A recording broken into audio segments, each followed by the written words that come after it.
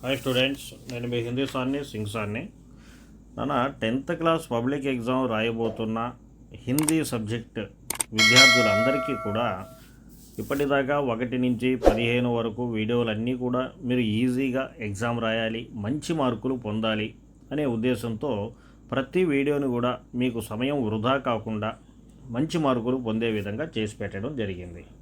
మరి ఈరోజు మీకోసం 16వ ప్రశ్న. ఈ 16వ ప్రశ్న హిందీ పరీక్ష ఏ మోడల్లో ఉంటుంది, దాన్ని ఎలా మనం ఆన్సర్ చేయాలి, ఎలా మనం తక్కువ సమయంలో ఎక్కువ మార్కుల్ని పొందాలి అనేది ఈరోజు మనం ఈ వీడియో ద్వారా తెలుసుకుందాం.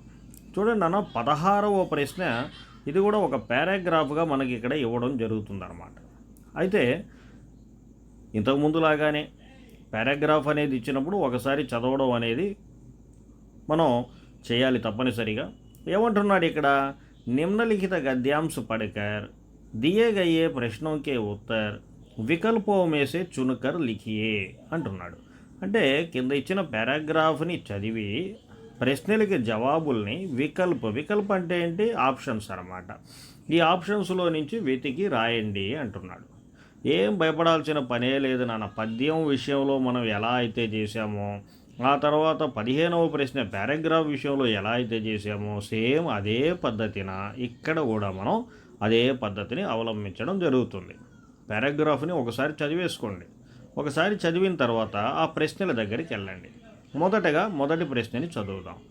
దాని ముందు ఒక్కసారి పారాగ్రాఫ్ని చూద్దామా ఏముందో ఇక్కడ. घर में देखा तो पुरस्कारों और सम्मानों का भंडार पड़ा है, किंतु इनमें भी विशेषता हाथी वाला स्मारक जो उन्हें इंजीनियरिंग की पढ़ाई के समय कॉलेज की ओर से दिया गया है। उनकी शिक्षा दीक्षा केरल स्थित अलप्पुजा में हुई, यहीं पर उनका जन्म हुआ था. ఇది పారాగ్రాఫ్ నాన్న. ఇలా పారాగ్రాఫ్ ఇచ్చి కింద 5 ప్రశ్నలు అయితే ఇవ్వడం జరిగింది. ప్రతి ప్రశ్న కింద 4 ఆప్షన్స్ ఇవ్వడం జరిగింది. అయితే నేను మళ్ళీ చెప్తున్నాను, ప్రతిసారి చెప్పిన విషయమే. ఇలా పారాగ్రాఫ్ క్వశ్చన్స్ ఇచ్చినప్పుడు తప్పనిసరిగా మనం పాఠం పేరుని, ఆ పాఠాన్ని రాసిన రైటర్ పేరుని, ఆ పాఠం ఏ పద్ధతిలో ఉందో ఆ విధా పేరుని, ఈ 3 కూడా మనం తప్పనిసరిగా తెలుసుకొని ఉండాలి.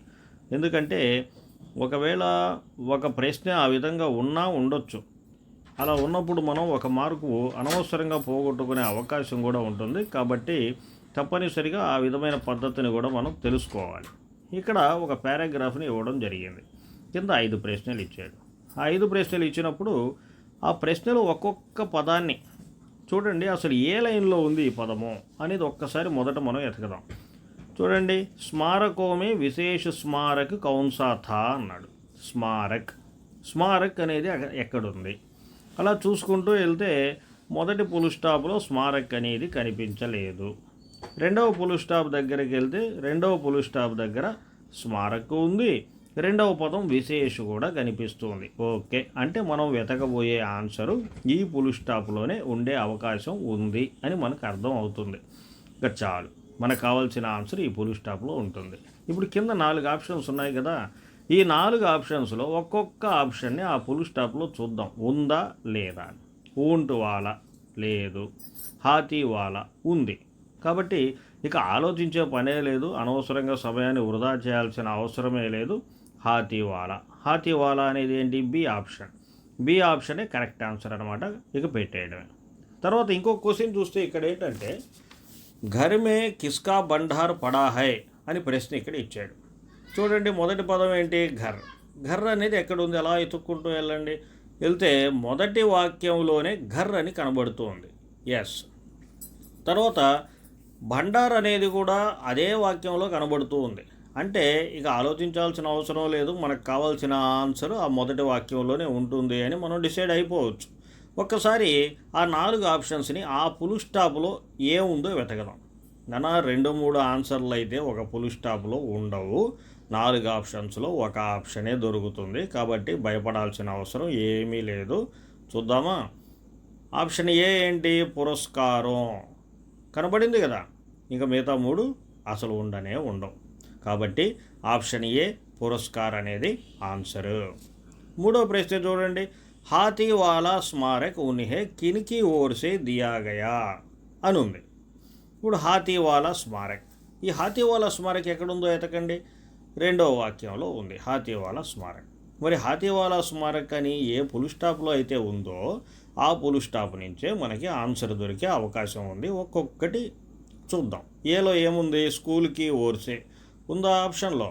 స్కూల్కి ఓర్సే వెతకండి, లేదు.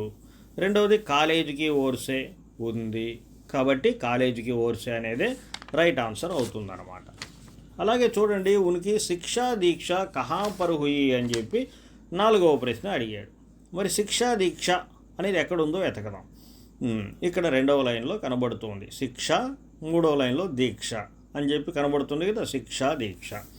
ఆ శిక్షా దీక్ష అనే దాంట్లో ఈ ఎతుకుదాం ఆప్షన్స్. అలప్పుజ, అల్లూరు, అమరావతి, అజ్మేర్ అని 4 ఆప్షన్స్ ఇచ్చాడు. వీటిల్లో చూడండి, ఈ పుల్ స్టాప్లో ఏముంది అంతవరకే మనం చూడాలి. పారాగ్రాఫ్ మొత్తం మీద ఏముంది, ఆ పాఠంలో ఏముంది, ఇవన్నీ కూడా ఆలోచించాల్సిన అవసరం లేదు. మనం చూస్తున్న ఆ పుల్ స్టాప్లో ఏముంది అలప్పుజ ఉంది, కాబట్టి అలప్పుజ అనేదే రైట్ ఆన్సర్ అన్నమాట. చివరి ప్రశ్న ఏమంటున్నాడు? అలప్పుజ గాం కిసు రాజ్యమే హై అన్నాడు. మళ్ళీ అలప్పుజ అన్నాడు. మరి అలప్పుజ ఎక్కడుంది? ఆ లైన్లోనే ఉంది అలప్పుజ కూడా. సరే, అంటే ఇప్పుడు కావాల్సిన ఆన్సర్ కూడా ఆ లైన్లోనే దొరుకుతుందన్నమాట. చూద్దామా ఆప్షన్స్ని. కర్ణాటక, కేరళ, మహారాష్ట్ర, పంజాబ్ అని చెప్పి 4 ఉన్నాయి. ఈ 4 స్టేట్స్లో ఏ స్టేట్ నేమ్ కనిపిస్తుంది అక్కడ? కేరళ కనిపిస్తుంది, కాబట్టి కేరళ అనేది రైట్ ఆన్సర్ అవుతుందన్నమాట. ఇవన్నీ కూడా ఆప్షను ఆన్సరు 2 కూడా ఆన్సర్ షీట్లో రాసేయండి. మరి ఇప్పుడు నేను చెప్పిందంతా మీకు గుర్తుంది కదా, ఏం భయపడాల్సిన అవసరం ఏమీ లేదు. పోయం ఇచ్చిన, పారాగ్రాఫ్ ఇచ్చిన, ఒక్కసారి దాన్ని చదువుకుందాం. దాని తర్వాత క్వశ్చన్ని చూసి క్వశ్చన్లోని పదం ఏ పుల్ స్టాప్లో ఉందో వెతకడం. ఆప్షన్స్ అయితే వెతికి ఆ తర్వాత ఆ పుల్ స్టాప్లో ఆ 4 ఆప్షన్స్లో ఏ ఆన్సర్ కరెక్ట్ సూట్ అవుతుందో చూసుకొని దాన్ని ఎతికి దాన్ని ఆన్సర్గా పెట్టేయడం. ఇది ఇంతకు మించి చేయాల్సిందేమీ లేదు. పాఠం పేరు, రైటర్ పేరు, ఆ పాఠం ఏ పద్ధతిలో ఉంది, విధా పేరు తప్పనిసరిగా మనం తెలుసుకొని పరీక్షకు వెళ్ళడం చాలా చాలా మంచిది. పూర్తి మార్కులు మనం పొందగలం. మీకు ప్రాక్టీస్ కోసం ఇక్కడ ఇంకొక 2 పారాగ్రాఫుల్ని కూడా మీకోసం నేను ఇక్కడ ఇవ్వడం జరుగుతుంది. ఇక్కడ చూడండి, తర్వాత పారాగ్రాఫు भोजपुरी में करीब 30-40 वर्षों विदेशिया का प्रचार हुआ है అని ఈ పారాగ్రాఫ్ ఇస్తున్నాను. ఒకసారి శ్రద్ధగా చూడండి. కింద 5 ప్రశ్నలు ఉన్నాయి. ఆ 5 ప్రశ్నలకి జవాబుల్ని చదివి నేను చెప్పిన పద్ధతిలో ఆ క్వశ్చన్స్కి ఆన్సర్స్ని వెతికి మీరే రాసుకోవాలి, మీరే ప్రాక్టీస్ చేసుకోవాలి. నెక్స్ట్ ఇంకొక పారాగ్రాఫ్ ఇస్తున్నాను. శభాష్ మేరే कर्नल, तुम लोगों से मुझे यही आशा है, जिस स्वराज्य की नींव तुम जैसी नारियां बनने जा रही हैं वह निश्चय ही महान होगा అని చెప్పి ఇంకొక పారాగ్రాఫ్ ఇక్కడ ఒకటి ఉంది. దాన్ని కూడా మీకు ప్రాక్టీస్ కోసం ఇస్తున్నాను. దీన్ని కూడా చదవండి, తెలుసుకోండి. నేను చెప్పిన పద్ధతిలో ఈ ప్రశ్నలకి జవాబుల్ని, ఆప్షన్స్ని కరెక్ట్గా తెలుసుకోండి. మీరే రాయండి ఆన్సర్స్ని. ఇది ఈ విధంగా మనం ఏ ప్రశ్నకైనా జవాబుని ఈజీగా మనం తెలుసుకోవచ్చు. పూర్తి మార్కులు మనం పొందగలము.